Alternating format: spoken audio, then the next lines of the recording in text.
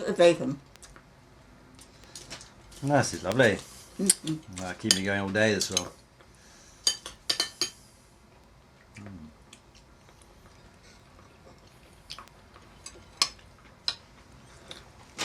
Have a look at this thing. Oh. So you told me this story before, though. Yeah. But I can't. What was his name? It was. I can't remember. You bring questions on me. Oh. Robert Harry, he was called Bob Harry. Real Dempsey name. Yeah. And he was perfectly alright until he was about 10. Uncle Will used to play football with him. He was at school then. And they used to play football in the football team until he was 10. And he got this disease, valvular disease of the heart. Right. Valvular. What's it called? Valvular disease of the heart. Right. And he was bed Lyer until he was 45. What, was he in the hospital? Yes. Yeah. No, he was at home. At home. Bed Lyer at home. He used to sit.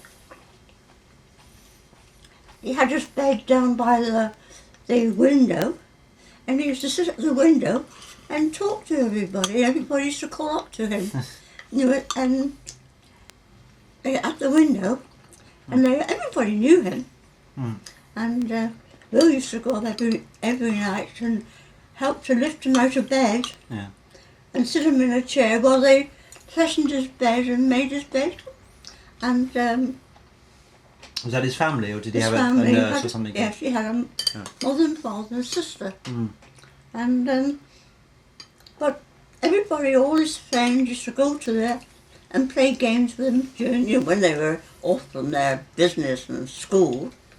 And that's how he used to live. And he was so thin that Bill could pick him up out of the bed and take him in his arms and put him on the chair and lift him back to bed again. And he was so thin. And then the war started and they wanted to evacuate him. So they evacuated him to Lifton in Devon. Yeah. And he had a very bad cold. They were afraid of pneumonia. And he was going to send him to the hospital. And anyway, they sent him to, I think it was Tavistock Hospital, I'm not sure which hospital they sent him. Anyway, he got over it, wherever it was, and came back again, back to bed. And there was a young doctor came from London, St Thomas's Hospital, not St Thomas's, what's the other one? George's? No. What's it called? St Bartholomew's? No. King? Anyway, one of the big hospitals there. And he said that he came to him one day and said, his own doctor, and he said, do you know, I'm sure that if you can get over pneumonia like that, or the threat of the pneumonia, something could be done for you if you would go to London. So they thought about it, and they thought, well, perhaps it was worth trying. And his mother and father didn't know whether to agree or not, because, it was something that they'd always been told he'd never walk again, you see. That's why they were old-fashioned, and they couldn't get it in their mind. Anyway, I think the sister helped to persuade them, and they allowed him to come up. So what sort of age was he then? He was 45. So he'd been in bed since when? Since he was 10. Since he was 10. Yeah. Right. And it's just the war that brought this all on, Yeah. And anyway, they came up, and just mother and father stayed here, and he went into the hospital. Because you were already living here then, were you? Yes, I was here, living here then. And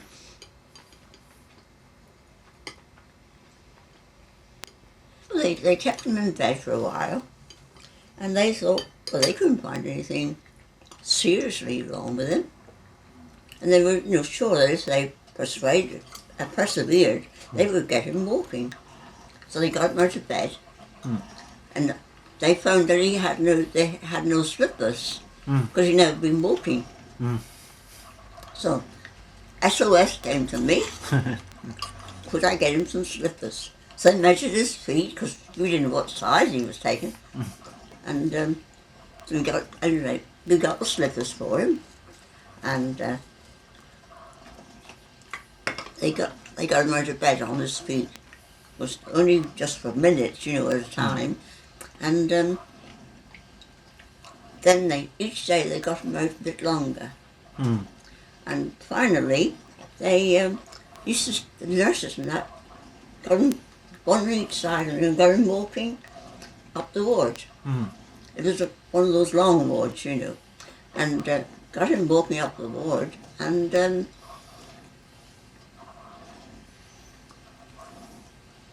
he thought everybody had to move out of his way, so the nurses used to stand in his way to make him go around him instead of just walking in a straight line.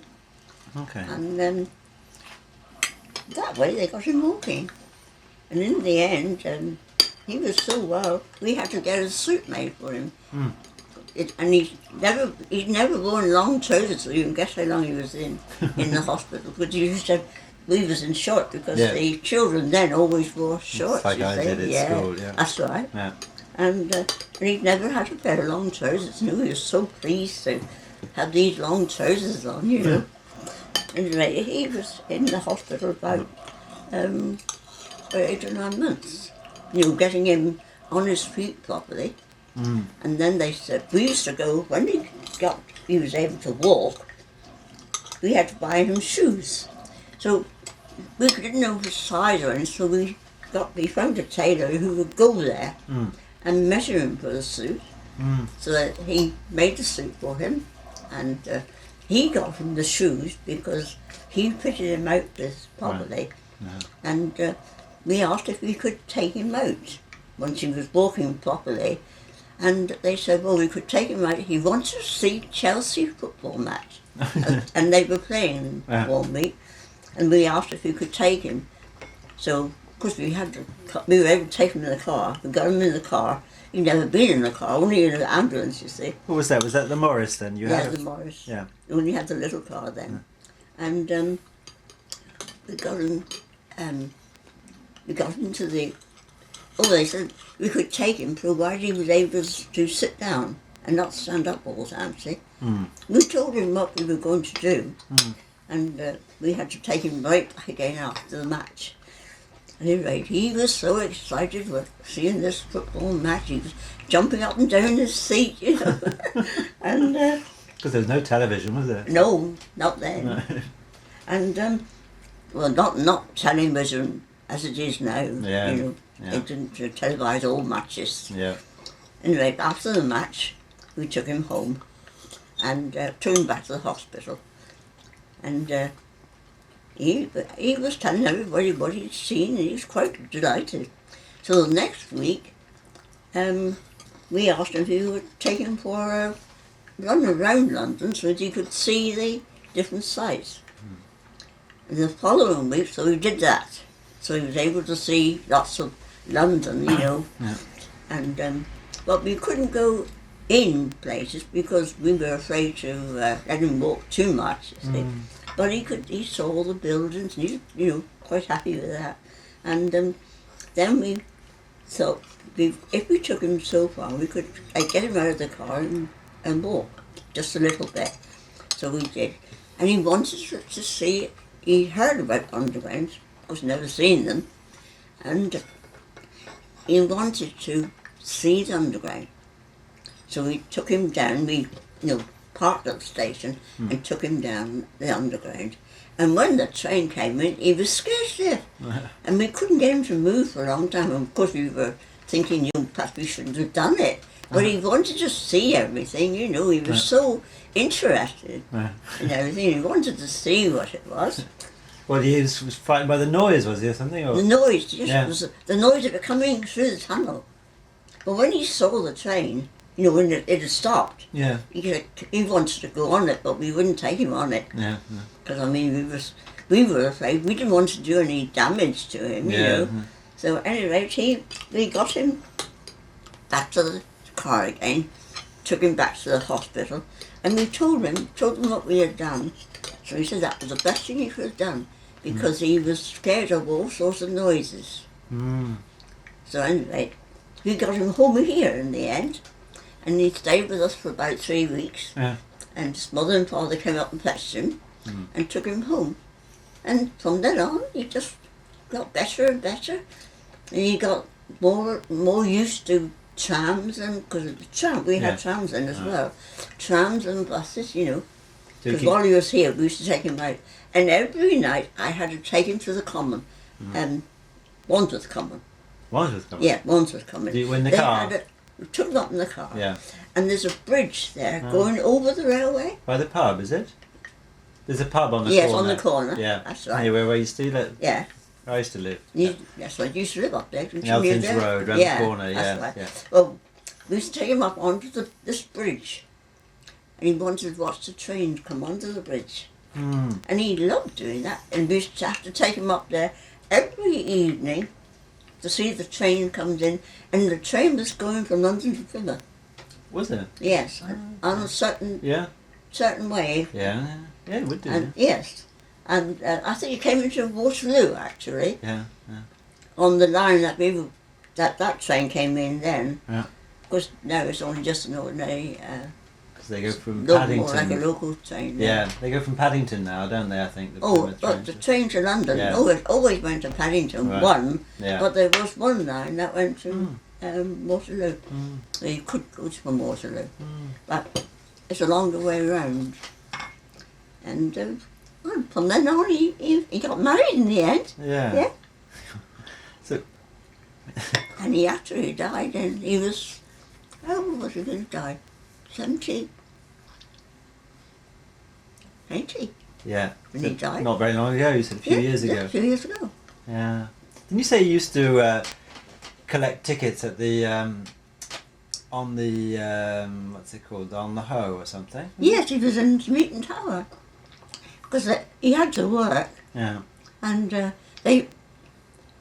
towards the end of the war, he was in the dockyard working in one of the departments there to do with the supply.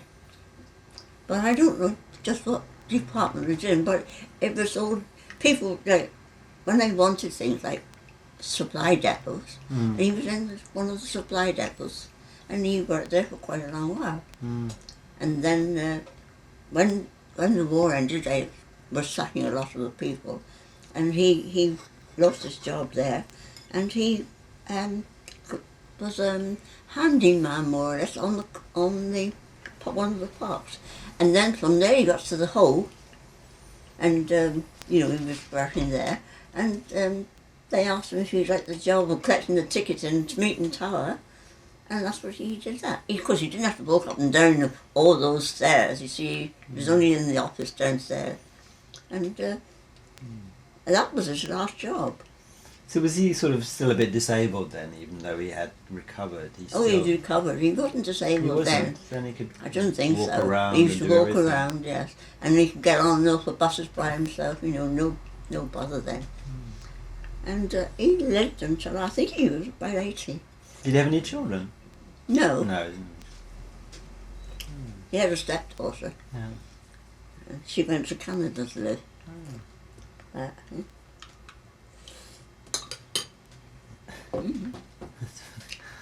remember you telling me.